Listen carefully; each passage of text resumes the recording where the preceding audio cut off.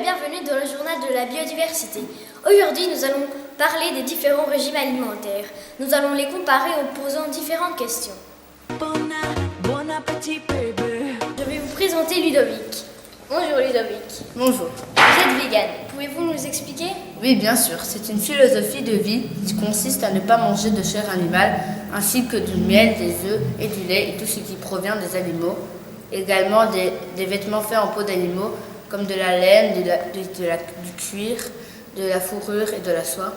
Que mangez-vous? Je mange généralement de la salade, des fruits et légumes, des noix et des graines. Voici un exemple de succulente recette végane, avec de la salade, des noix, des tomates et un peu d'épices. Nous allons vous présenter Harry. Bonjour. Bonjour Harry, vous êtes végétarien. Pouvez-vous nous expliquer? Un végétarien ne mange ni viande ni poisson issus des abattoirs. Je mange des fruits, des légumes, des crustacés et des œufs. Merci. Voici une recette végétarienne. Il y a des tomates, de la salade et des radis. Nous allons vous présenter Louis. Bonjour. Bonjour Louis, vous êtes omnivore. Pouvez-vous nous expliquer? Quand on est omnivore, on peut manger de tout, que ce soit de la viande, du poisson, des féculents et des fruits. Voici un exemple de repas omnivore. Il y a des haricots et de la viande.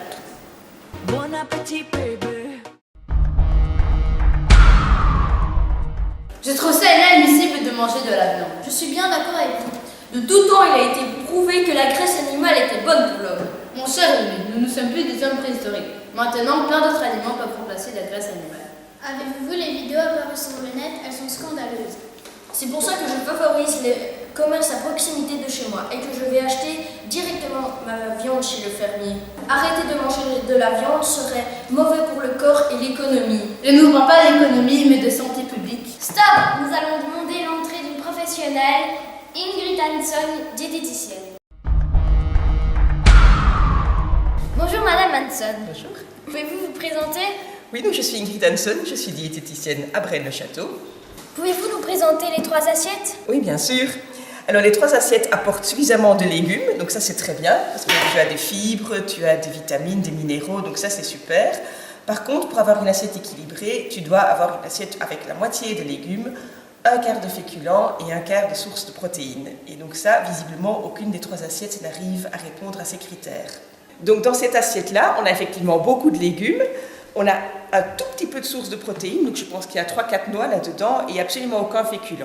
Donc ce qu'il faudrait faire, ce serait déjà d'apporter une source de féculents, donc sous forme de riz, de quinoa, de pâtes par exemple, et alors une source de protéines, donc soit augmenter la quantité de noix, soit rajouter des lentilles, des pois chiches, du soja ou du tofu, et alors l'assiette serait beaucoup plus équilibrée. Deuxième assiette. Donc cette assiette-ci a effectivement beaucoup de légumes, il n'y a effectivement que des légumes, donc ce qu'il faudrait faire, ce serait apporter une source de protéines et une source de féculents. Alors les féculents, donc ça peut être des pommes de terre, du riz, des pâtes, du quinoa, la semoule par exemple, et alors les protéines, on peut les apporter sous forme d'œufs, sous forme de fromage, sous forme de tofu, de corn ou autres produits végétariens à base de soja, éventuellement que l'on trouve dans le commerce. Passons à la 3e assiette. Alors cette assiette-ci est très très bien au niveau des légumes, parce qu'on voit bien que la moitié de l'assiette est composée par des légumes. On a un petit peu moins que le quart sous forme de protéines, mais on est déjà très très bien.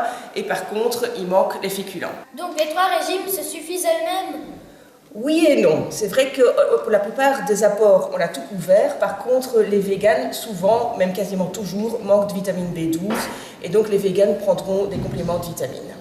En conclusion, en respectant les quantités, vos 3 régimes sont bons pour la santé. Bon appétit, baby. Appetite for seduction. Fresh out the oven, melting in your mouth, kind of loving. Bon appétit, baby.